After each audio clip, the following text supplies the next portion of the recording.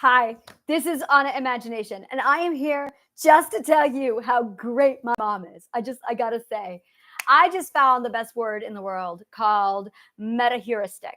Metaheuristic is the best word in the world. It is an algorithm, a very type of algorithm that literally takes complexities and then integrates them into a greater complexity that is the metaheuristic. So you can have a simple algorithm, a complex algorithm, and then the accumulation of multi-complex algorithms integrated into a metaheuristic algorithm.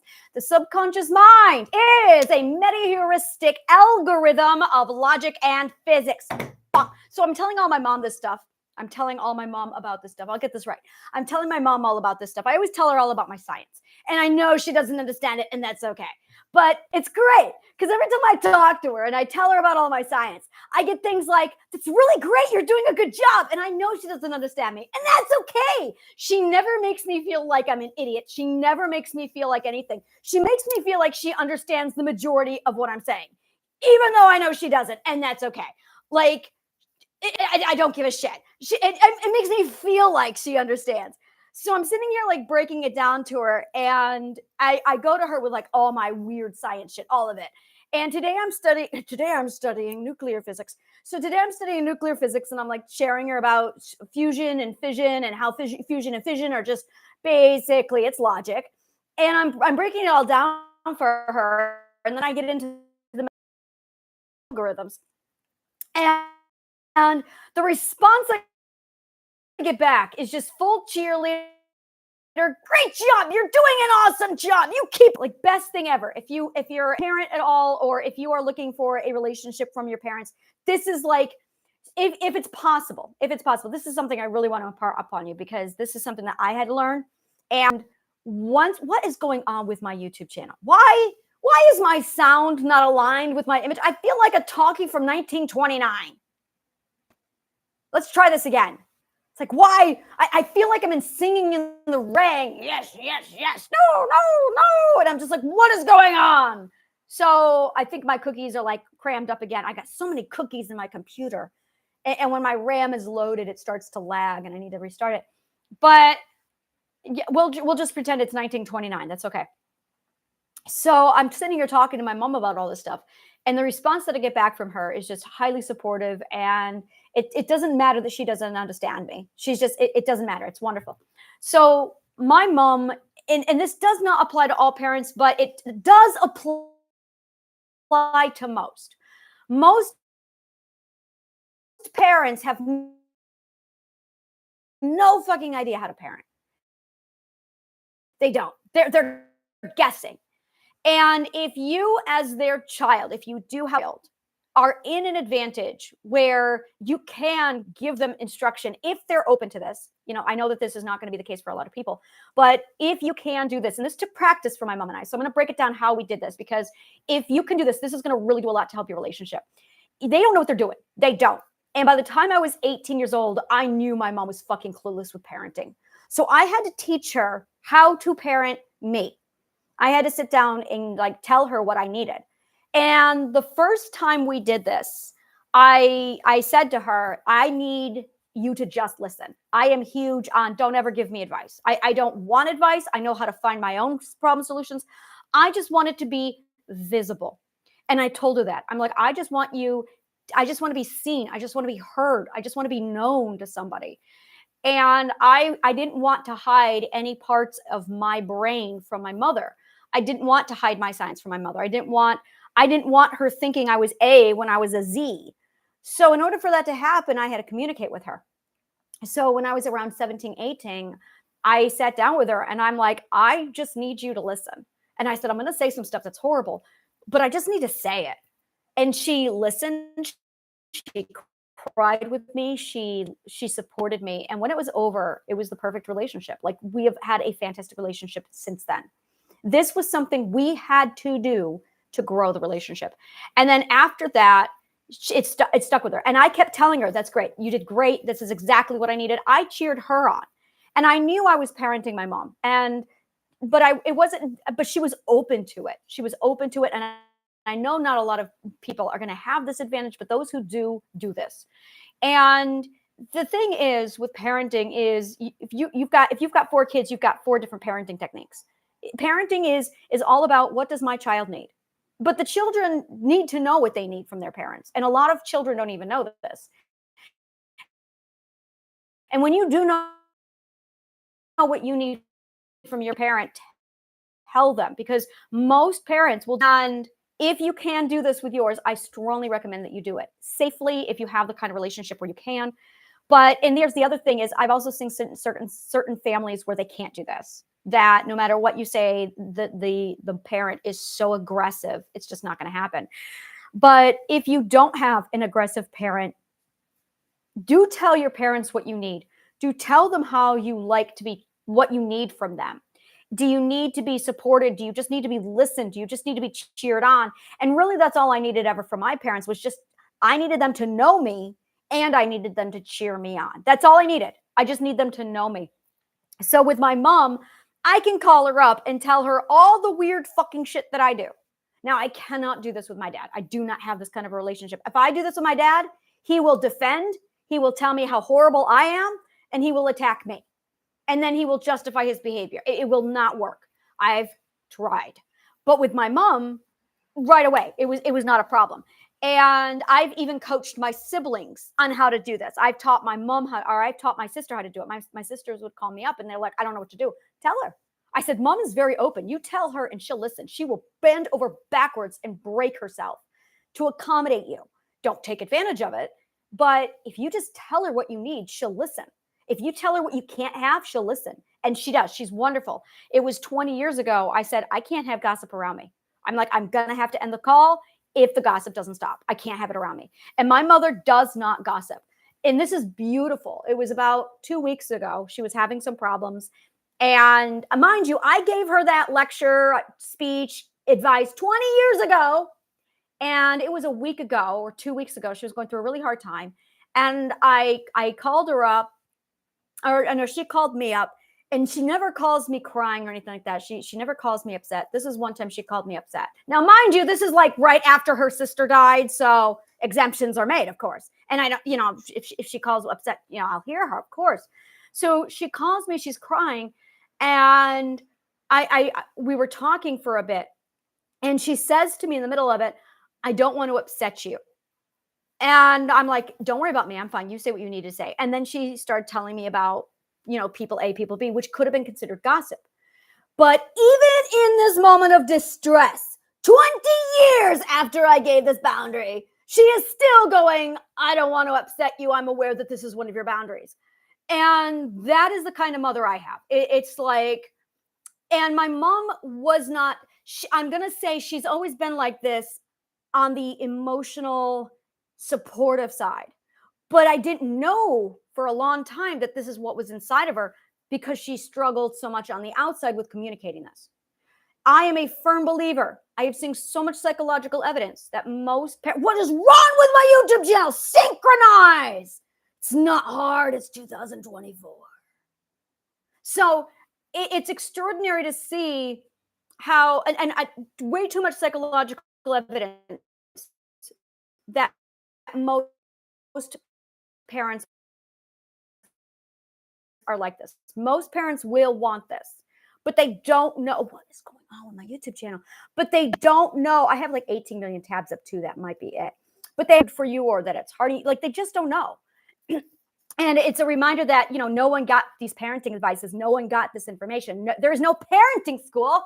Now that's what I built, is a parenting school because of this. Like my mom and I, it's great because I got my psych stuff, and then I got my mom, and I'll take stuff from my mom and I'll like document it. And this is what she did right. This is what where things weren't going well. This is what parented me properly. This is what really did not parent me well.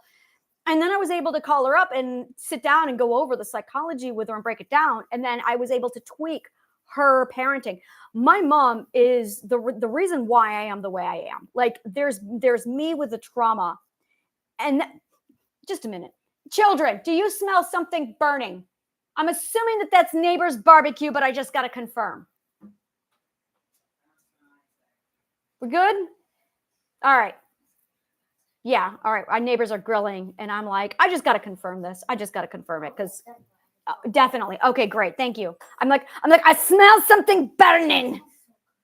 And I'm just like, yeah, I got to make sure that, it's not going to go boom. So I sat down with her, and what she had, she basically had this massive, like, how to make your children geniuses. She did too. My mom, before I was born, did a whole lot of research on how to make your child a genius. And my mom built a genius child making program. And she used it on all of us, and it worked. And here I am now doing the psychological analysis on it, and I had no idea that she did this. And it was a few weeks ago, and it was a couple times.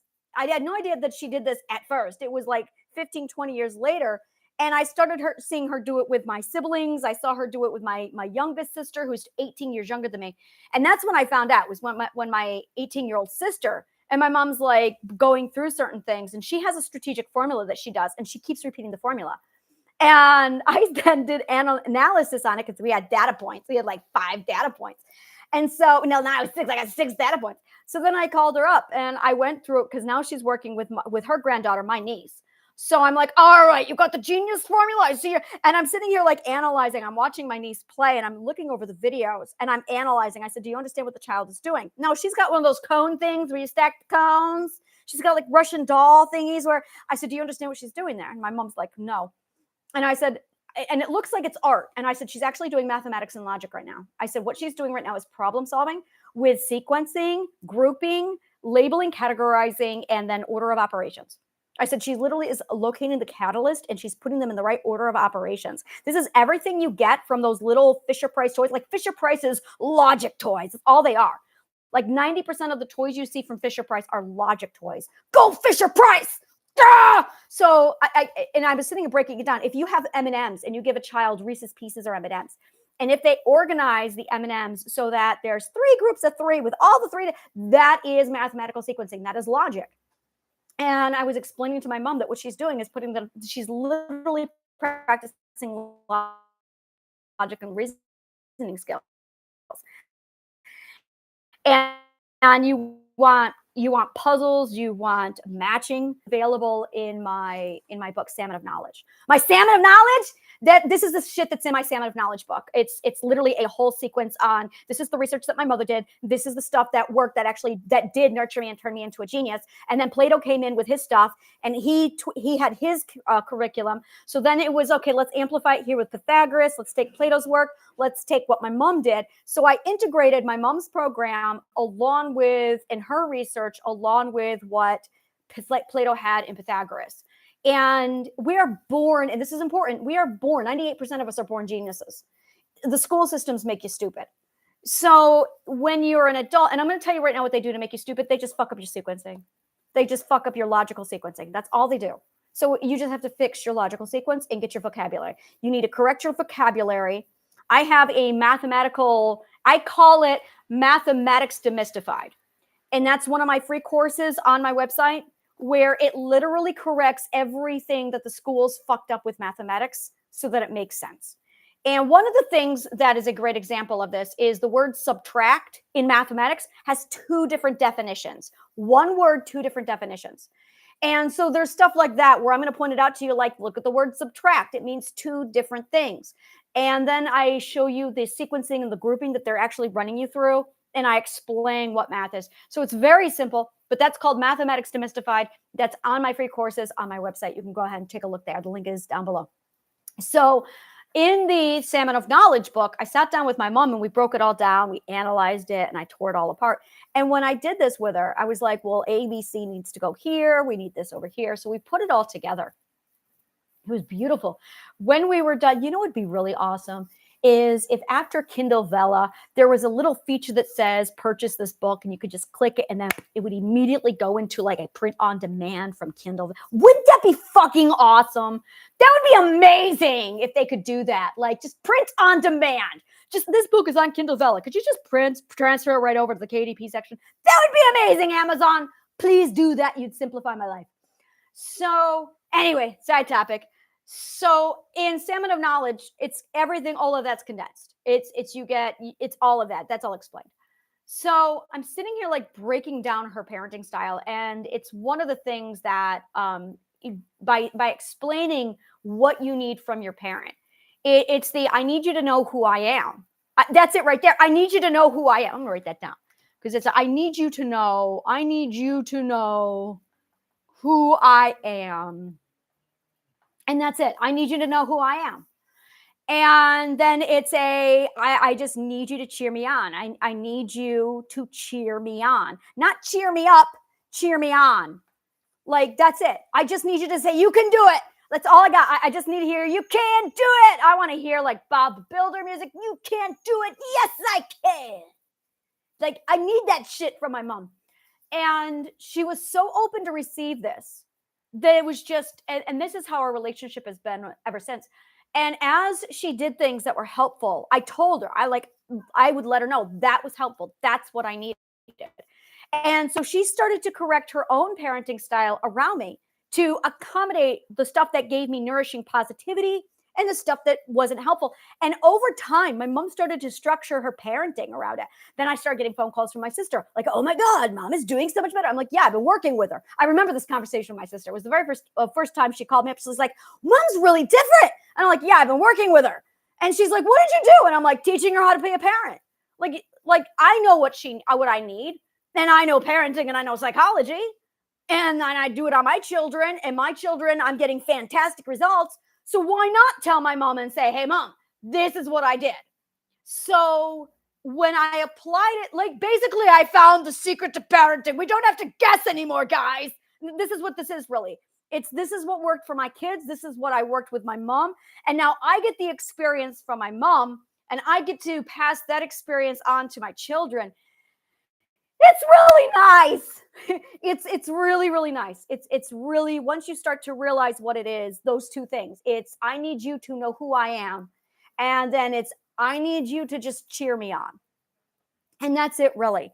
When they're younger, you've got to use discernment to assess whether or not you should or should not allow your children some places. And that's the other thing is parental discernment. This is a big one. I've got a lot to say on parental discernment. So much to say on that. So you have I need you to know who I am. I need you to cheer me on. And no matter what. And then the flip side of that is that parental discernment. Parental discernment is you deciding if someone should be around your child. It's you deciding if your brother should be watching your children. No, you shouldn't. I'm telling you right now, you should not. You should not. You should not. I cannot emphasize that one enough. And there's so much when it comes to parental discernment that is the biggest problem I've seen is so many parents mess this one up so that they are too trusting of who should be around their children and who should not be. And this was very, very common, especially in uneducated regions, is mother is way like 60 feet away from her child and her little kids are all over the place. And I'm like, wow, you could pick up these children and just run off with them. Like there was no processing with parents' brains. Like they really had no fucking clue what kidnapping looked like. I'm huge on every parent needs to watch America's Most Wanted. Every parent needs to watch, like you're pregnant, go watch America's Most Wanted. Go watch America's Most Wanted. And it was funny because I was doing my forensics studies at that point. So I did 10 years Dr. Phil. I did this. This is, oh yeah. I did 10 years Dr. Phil, 10 years cops, and 10 years America's Most Wanted. And then I'd sit there. I have pictures of me with my books, literally doing psychoanalysis based off of the psychology I was getting from him, comparing it to Pythagoras's and Plato's work, and then cross-referencing over. And then I would watch cops and I would watch America's Most Wanted. And I would psychoanalyze the cops. I would psychoanalyze everybody in the show. I psychoanalyzed the camera crew. And then I turned around and I watched Super Nanny for another 5 years, psychoanalyzing the nanny, psychoanalyzing the parents, and then watching how they all matched up accordingly. And I'm like, fascinating. So I have a lot of data. I learned so much about forensics, criminal forensics. And then I started to watch FBI shows, CIA shows. And when I did that, this is where my author brain, now this is my author brain kicking in. Because, okay, authors have a dirty, deep, dark, not so secret. I'm an author. Every author knows this. So the life of an author is there's two kinds of people in the world who researches how to kill people. Murderers and authors. So you really want to know, and this is actually why I was studying criminal and psychological forensics, is because I had to write some really sick fucks in my book. So I had really sick fucks in my book. And like I learned how to skin people. I learned how to hang people properly. I learned how to poison people. I learned a whole lot of horrible shit on a lot. I learned a lot. And then I had one of my therapists walk me through torture, how to sustain torture for hours. So I got that training. And then I was watching other shows. Like, there's a lot. So that when I sat down to watch FBI shows, I was actually watching as an author, criticizing their authors and their writers' writing skills on the research they were doing. So it was like, all right, let's see how well their author did their research. And for instance, oh my God, Diana Gabaldon. Now she knows fucking shit. That woman. Oh, I love her to pieces. Diana Gabaldon. She's the author of Outlander. This woman is amazing. So I got to say this. First of all, the woman has she's got an equivalent to a medical degree. Her knowledge in medical biology is like spot on. I read her books for the medical biology, and what else was it? And the historical, but it was mostly the medical science. Like, I read her books for the medical science. I'm sitting here Outlander, and people are like, oh, Jamie, and I'm going, yes, science, yes. I'm sitting here writing about the coagulation of the blood that pigs have when you make blood sausage. That's the kind of shit that I was like, yes, why do the proteins in their blood bond differently than the proteins in all these other animals? That's the shit that you find out in Outlander. Yeah. I was like, and she's in there talking about the protein string bonds, and I'm like, fascinating. Oh, I loved it. And then she had bread. This is Claire in the books. This is Claire in the books. She's got bread all over her office, and it's molding because she's looking for penicillin. And I'm like, amazing. So I had so much fun with the Outlander books because it was all about the science. She made a syringe out of a snake fang. I only think I made it up to like the 4th season of watching it, and I'm like, this is I was not fond of the movie. The books, though, oh my God, it's like science, so much science in those books. So yes, authors, like, we are sick fucks, and we know it. There was one day I was with my author friends. It was one of the. We were having the day went like this. Hey, if you guys hit the A, what's your search history look like? And we're all comparing our search history. And we all talked about the stuff we were researching. It was around the time that I was looking up poisons from certain South American frogs that I used for darts. It's the dart poison frog. And there's arsenic, and there's a whole lot of other poisons that you can hide in certain things. Like, I know shit. And how to use chemicals to, like, you know shit. So I'm an author. So I'm getting all this shit together, and we're putting it together. We got it all down. And then you sit down. We're basically a bunch of sick fucks. That's what I learned. Like, authors are sick fucks.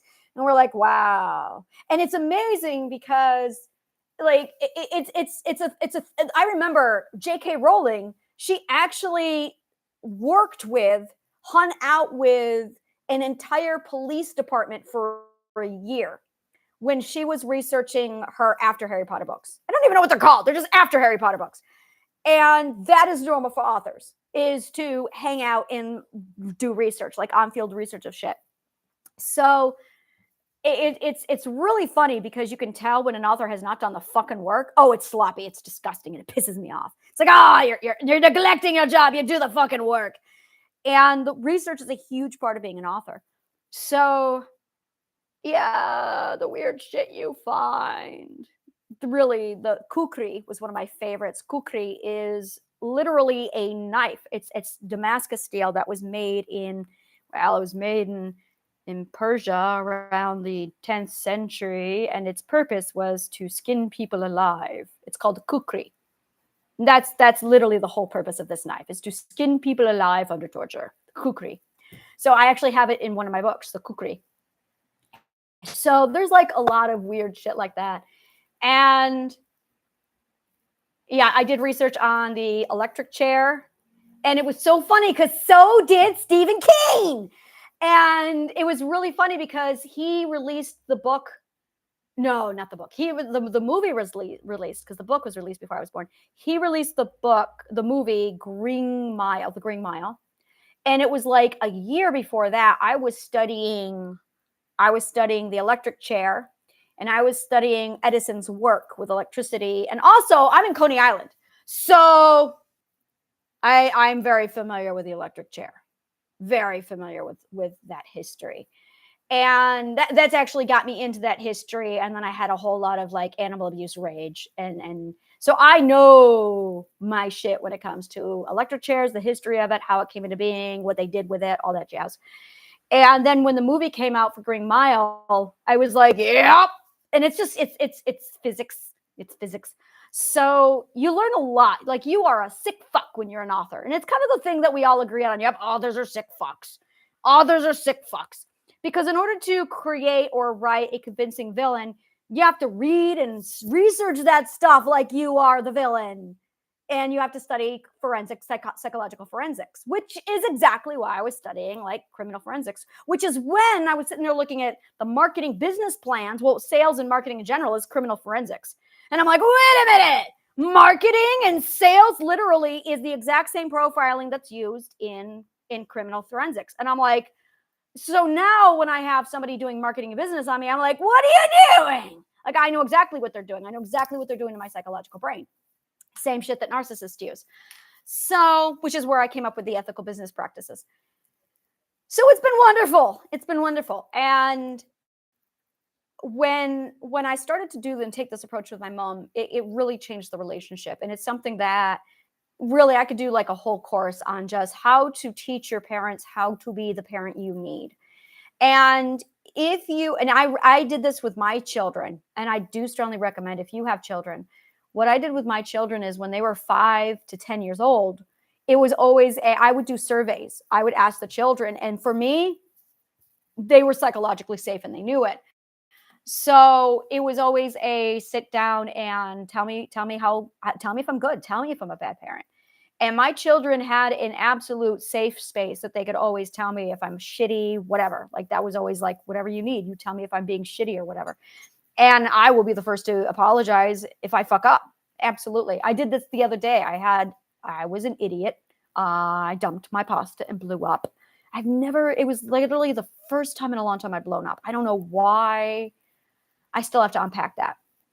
But my daughter didn't want to be around me at that time. So she left, and I just snowballed from there.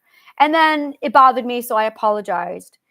The next day it was still bothering me. And she came out and we talked about it. And I, again, was like, I fucked up. Like, I'm like, you didn't do anything wrong. That was me just being a total asshole. And when you fuck up, apologize. Absolutely. Show your children that nobody's perfect. And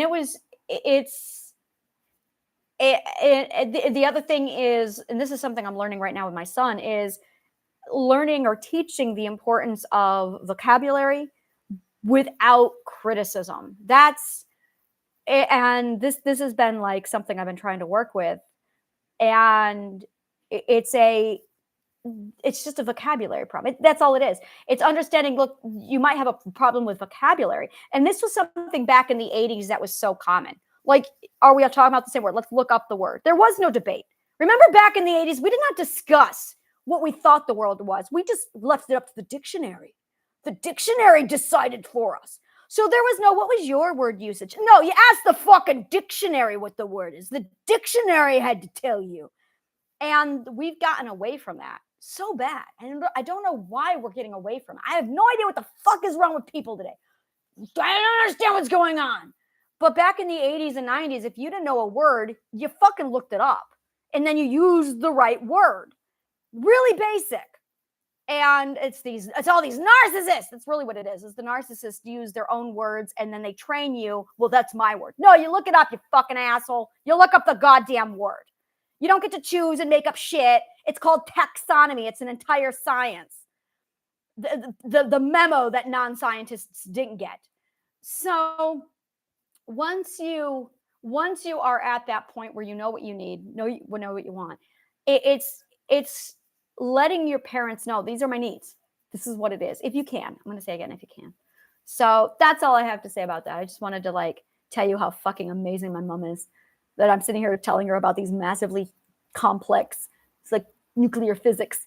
And she's like, I'm so proud of you. Like, good for you. You just keep doing it. I'm like, yeah, I know you have no idea what I just said, but I don't care. You love me. So yes, talk to your parents, talk to your children. Thank you so much. Yeah, may the kindest of words always find you.